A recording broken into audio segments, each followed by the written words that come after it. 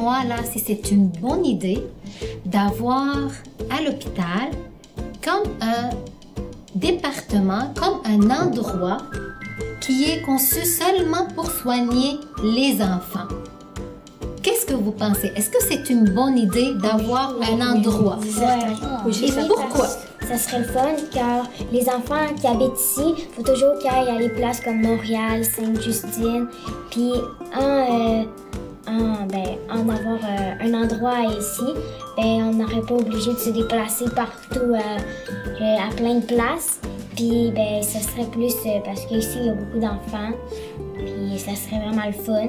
Je tiens à vous remercier ce soir pour votre présence à la soirée bénéfice annuelle de la Fondation Hôtel-Dieu de Sorel, qui cette année amasse des fonds pour un projet très important pour la communauté, un projet destiné aux enfants.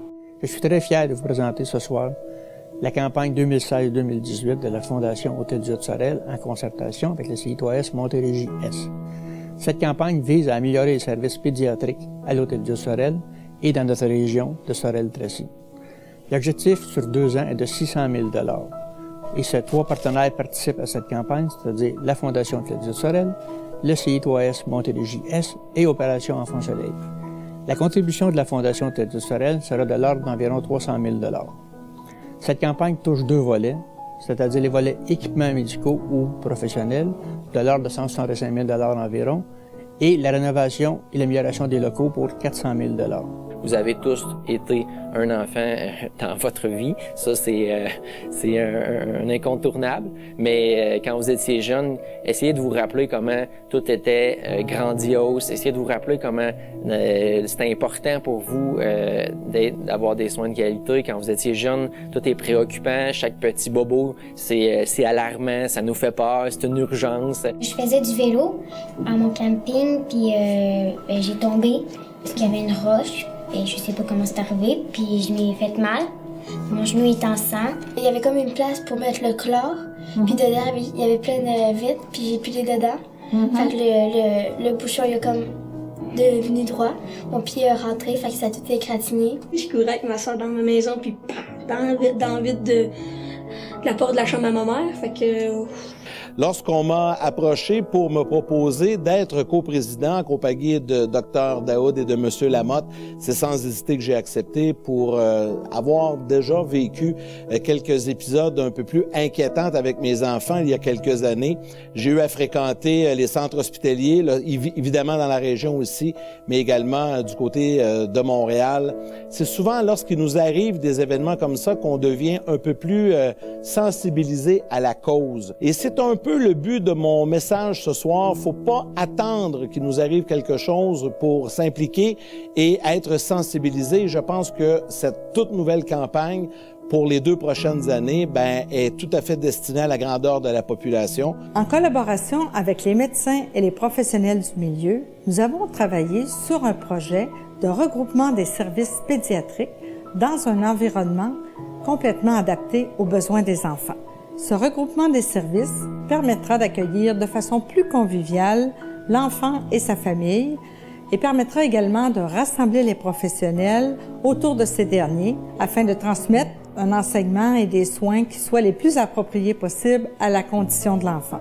Actuellement, aucun des espaces occupés par la clientèle pédiatrique n'est spécifiquement aménagé pour les enfants. Les chambres d'hospitalisation et les bureaux des médecins, que ce soit au CLSC ou à l'hôpital, impliquent une cohabitation des enfants et de leurs parents avec une clientèle adultes et des personnes âgées. Ce qui va impliquer surtout la transmission des infections entre les enfants et les adultes et vice-versa pour des populations vulnérables. Donc, il y a un grand risque infectieux avec cette cohabitation. Les adultes peuvent présenter des problèmes de comportement, ce qui rend les gens soucieux quand il y a un partage d'un même département entre les enfants et les adultes. Lorsque Dr Daoud a mentionné que le département de pédiatrie devait être partagé selon les endroits. Bon, il y a des chambres privées en pédiatrie, mais on se retrouve souvent dans des ailes où on mêle des enfants et la population adulte. Moi, en tant que parent, en tant qu'usager, en tant que résident de Sorel-Tracy, je trouve ça tout simplement inconcevable. On se doit de fournir un département pédiatrique à la hauteur de ce qu'on a besoin, à la hauteur des services que l'on doit offrir à la grandeur de la population. C'est important de garder notre pédiatrie chez nous, dans notre région, et avoir un service de qualité. On a des gens de qualité dans nos institutions, on a des gens qui travaillent fort avec beaucoup de passion pour relever des défis, mais il faut être capable de leur donner les outils pour mettre en place leurs pratiques. Notre objectif est avant tout d'offrir à l'enfant et à leur famille une expérience de soins de qualité dans un milieu des plus sécuritaires. Mon bureau actuellement est situé au CLSC. Quand je suis de garde et je suis appelée à une urgence en pédiatrie qui est située au 4e étage à l'hôpital, ou bien à l'unité familiale qui est également au 4e étage, le temps que je mets pour arriver à cette urgence est très, très précieux et parfois peut compromettre la vie d'un enfant. Je vous présente la belle Alice, qui a maintenant 5 ans, qui, suite à la naissance, elle a présenté une complication sérieuse compromettant sa vie. La présence de l'équipe médicale sur place et les soins fournis immédiatement ont permis de lui sauver la vie. Je m'appelle Ginny. Voici mes filles. Alice Et Marianne. j'ai accouché par césarienne. Tout s'est bien passé. J'avais hâte de voir mon bébé. J'avais hâte de remonter à l'étage pour pouvoir voir ma belle Alice. Dès que je l'ai vue, dans le fond, c'était un beau bébé en santé, ça allait bien. Je l'ai déshabillée, je voulais l'avoir au complet. Malheureusement, on a vu qu'elle avait les pieds bleus, les jambes bleues. On s'est dit qu'il devait y avoir un problème. Alice était en détresse respiratoire. Elle ne saturait pas bien. Ils ont fait plusieurs interventions. Là. Ils l'ont mis dans un incubateur avec l'oxygène, tout ça, histoire de la stabiliser. Ils ont cherché, dans le fond, à la transférer parce que ça prenait des services là, plus spécialisés. À la transférer soit à l'hôpital de Montréal pour enfants ou même à Sainte-Justine. Ça a été long. Ça a vraiment été long pour la transférer, mais ça avait une bonne raison, c'est que dans le fond, Alice n'aurait pas survécu à son transport. Dr Daoud, ça a été une grâce qu'elle soit proche, qu'elle soit, dans le fond, à Sorel, qu'elle soit prête à intervenir rapidement parce que c'est grâce à elle, dans le fond, à ses interventions, à son bon jugement, que Alice, dans le fond, elle a pu subir le transport et être dirigée vers les ressources plus spécialisées. Ils ont dû, dans le fond, ils ont dû opérer, ils ont dû enlever de l'air dans sa cage thoracique parce que ses poumons étaient affaissés à cause des pneumothorax, tout ça. Puis c'est grâce à elle, dans le fond, même si nous, on trouvait que c'était long, mais c'était la chose à faire parce que le transport, dans le fond, elle n'aurait jamais été capable de le faire. Mais aujourd'hui, c'est une petite fille en forme, en santé, qui court vite. Et tout ça, dans le fond, grâce à un pédiatre qui a eu du jugement, qui a fait les bonnes actions au bon moment, puis surtout, qui était proche. C'est ce qui a fait la différence. Si on n'avait pas eu ce médecin-là, on n'aurait pas notre fille.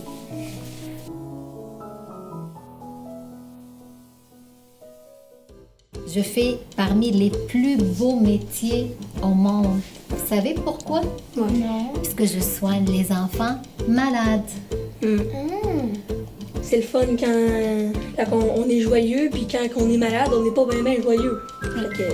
Être en santé, c'est d'avoir un sourire à chaque jour, de pouvoir jouer quand tu veux dehors, d'être sur pied, puis d'avoir un cœur qui bat à la vitesse normale.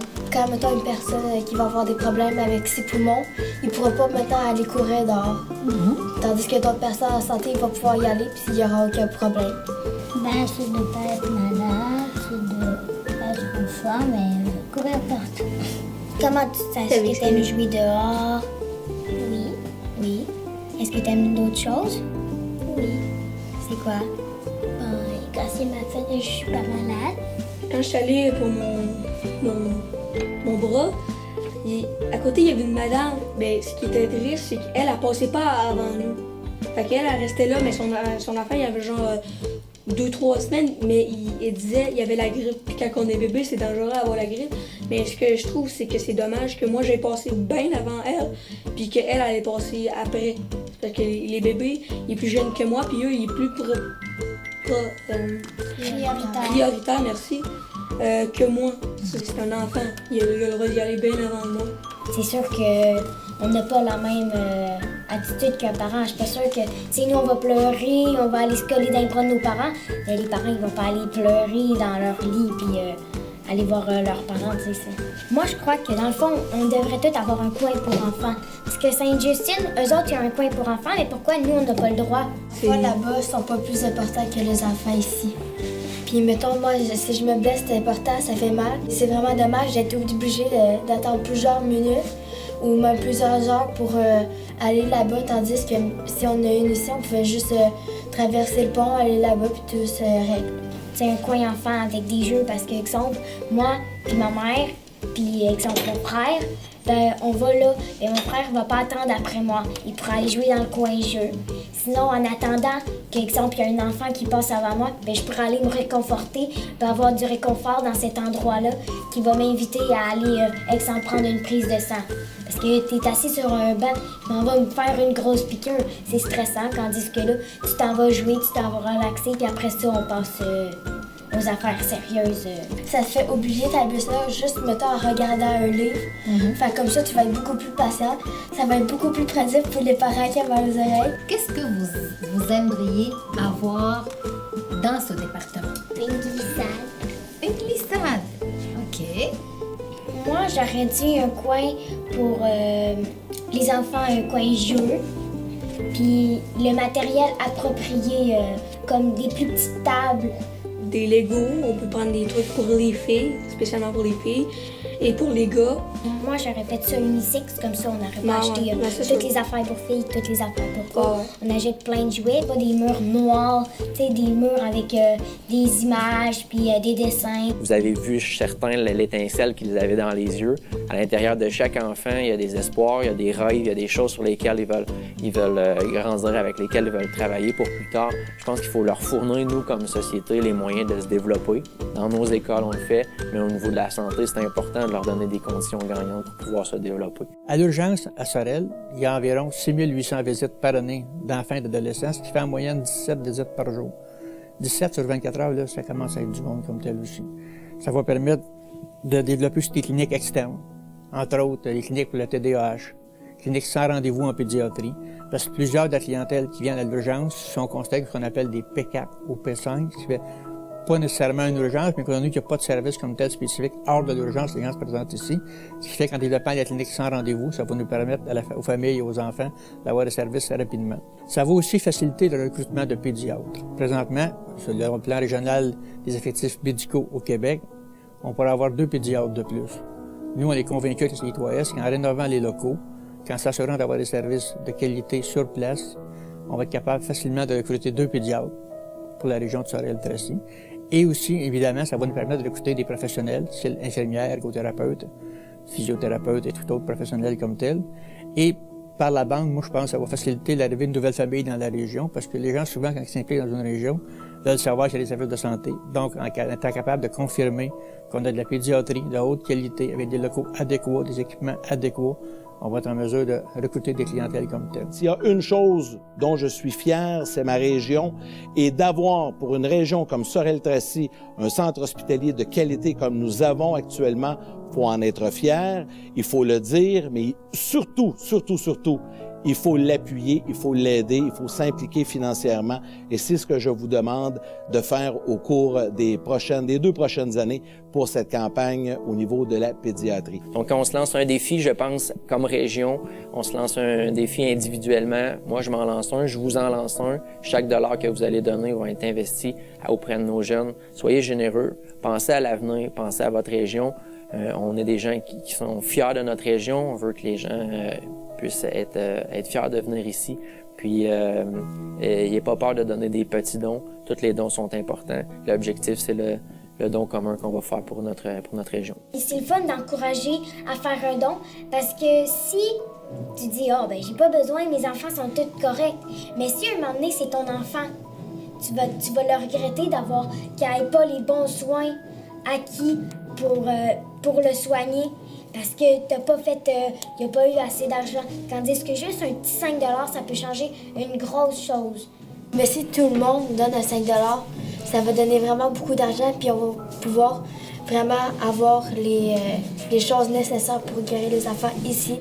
Je me réjouis de votre implication aujourd'hui dans votre communauté pour la santé des enfants qui seront nos citoyens de demain. On tient à remercier la Fondation de supporter la pédiatrie. Merci! Ensemble pour les enfants, soyez généreux. Merci beaucoup! Oui, aussi, je voulais juste vous dire, j'ai parlé des petits dons, mais ceux qui sont vraiment, vraiment fortunés, gênez-vous pas pour donner des gros dons. Ça, il n'y a pas de problème. On accepte les petits, mais on accepte aussi les gros dons. Aujourd'hui, vous allez avoir la chance de participer à la levée de fonds pour la Fondation. Soyez généreux, de petits jusqu'au plus gros dons. Merci beaucoup.